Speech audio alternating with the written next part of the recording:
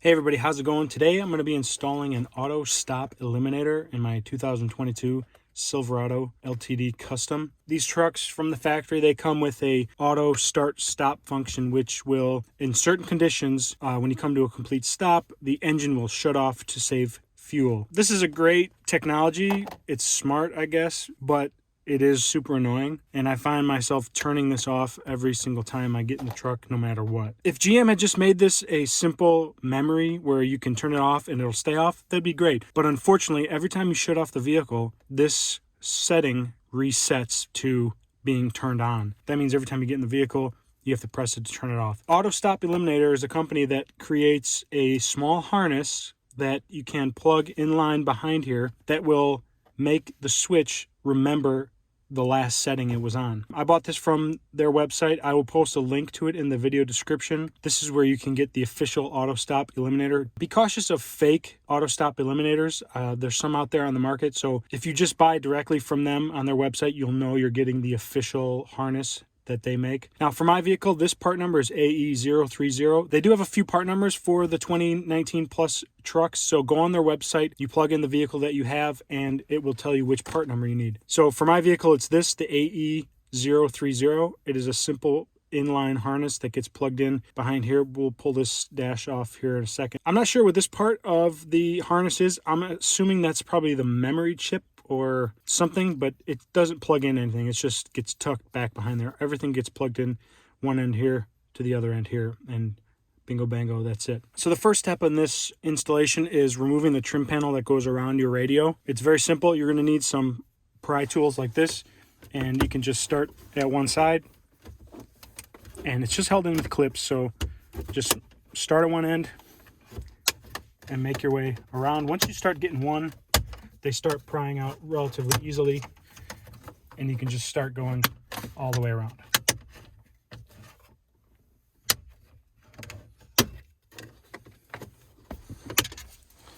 Just like that. Next, we need to remove a few screws from the face of this dash. There are 4 on the front here. There's one here, there's one here, there's one here, and then there's one over here. And they are T15s, so just get your T15 Torx screwdriver and back those out.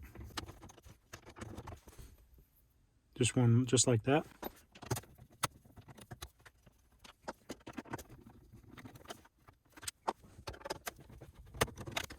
Now, if you have a center console that extends all the way to the dash, it's a little bit different. Their official video on their website shows what you need to do. If you have the jump seat in the middle with the folding center console, you still need to remove the panels on the bottom side of the dash here. And to do that, we're going to go down lower here to take a look at what we need to remove. So there's this plastic trim panel here next to the pedals, and inside there is a bolt, and I believe it's a 7mm bolt.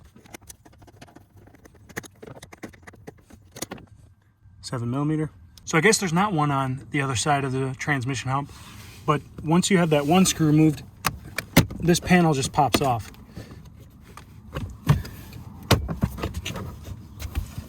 And you don't need to really fully remove it. You just need to lower it out of place, because we're gonna pop out the panel right above it, right here. And this one has clips on as well. It's gonna pop out this way. And that allows us to get to 2 more screws on the bottom of the dash. So after you pop off that bottom panel, you can just leave it hanging there. There's that other panel that's attached here that has pins on it, and these pop out straight back towards the rear of the vehicle. And then you can remove this panel. And then there are 2 more T15s. I already removed them. There's one here and there's one over here that attach this radio to the dash. And now this is ready to pop out, and we can get to the harness behind. Just gently pop it off, just like that. And there's wires behind it hanging, so you can gently let it kind of just hang in the air right there. So once you have the radio removed from the dash, you can get access to the harnesses behind, and you just need to find the wire that's directly behind the button on the outside. And in my case, it's this harness right here. If you have heated seats or something, there's going to be more harnesses on the back side of this little chase here, but in my case, it's just this one. So just make sure you're directly behind the button on the outside. So this harness has a red locking tab that needs to be pried up before we can remove the plug from the cluster. So just use a little flathead screwdriver, gently pry up that locking tab. Then you can reach down, push in the connector, and then release it. Then we're going to take our auto stop harness, and there's a female end and a male end. So we're going to take that female end and plug it into our factory side,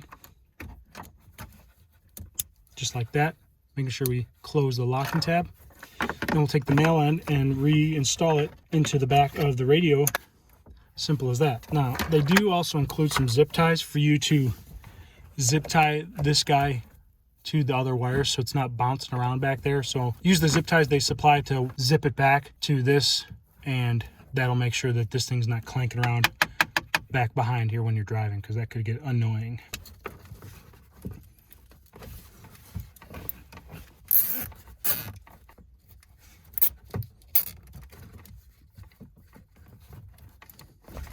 And just trim the excess off of your zip ties. Once you're satisfied with your installation behind the radio, you can reinstall this back into the dash. So simply line up all the pins and the holes.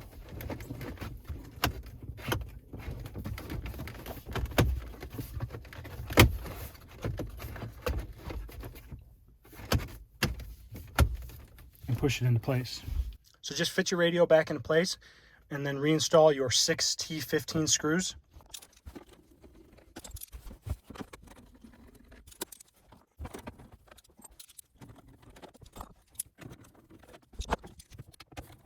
Now we can reinstall the trim panel that's down here underneath the radio that's just held in with these 5 pins. Just line up the holes.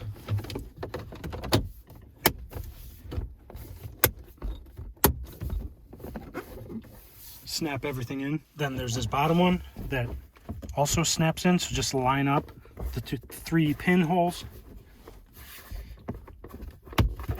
and snap it in place so that everything's nice and flush. Then there is that 7mm bolt on this side, the driver's side. And the last and final piece is the trim that goes around the radio, also just held in with clips. So just line it up, pop everything in. All right, so now I'm going to start up the truck. I'm not sure what this will default as when it starts up, but we'll see. Normally, it would be defaulted turned on, meaning the auto stop function is activated and the engine will start and stop under certain conditions when you come to a full stop.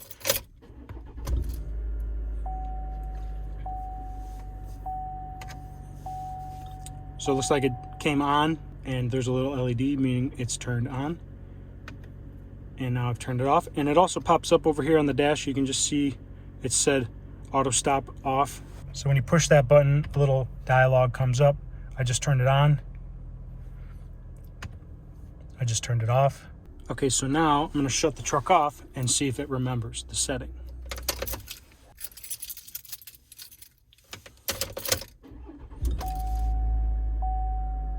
Looks like the light just flashed as part of the startup procedure, but it is turned off.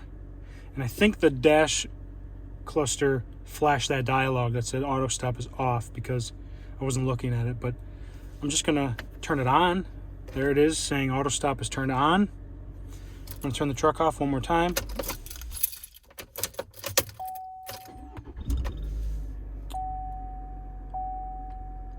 It's turned on still. I'll turn it off. There's the dialog on the DIC saying it's off. I'm gonna turn it off and try one more time.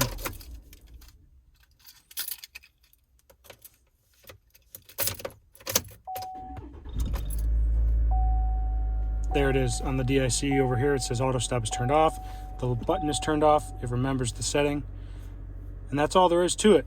So if you want to get one of these for yourself, be sure to visit the Auto Stop Eliminator website. Like I said, I'll post a link to it in the description. That's it right there as well. They have it for multiple makes and models, not just Chevrolet. So if you're watching this video and you have a different vehicle, you know, go on their website and check it out. They might have a harness for you. So if you like this video, give it a thumbs up. Love it if you subscribed. Stay tuned for new videos. We'll see you next time. Later.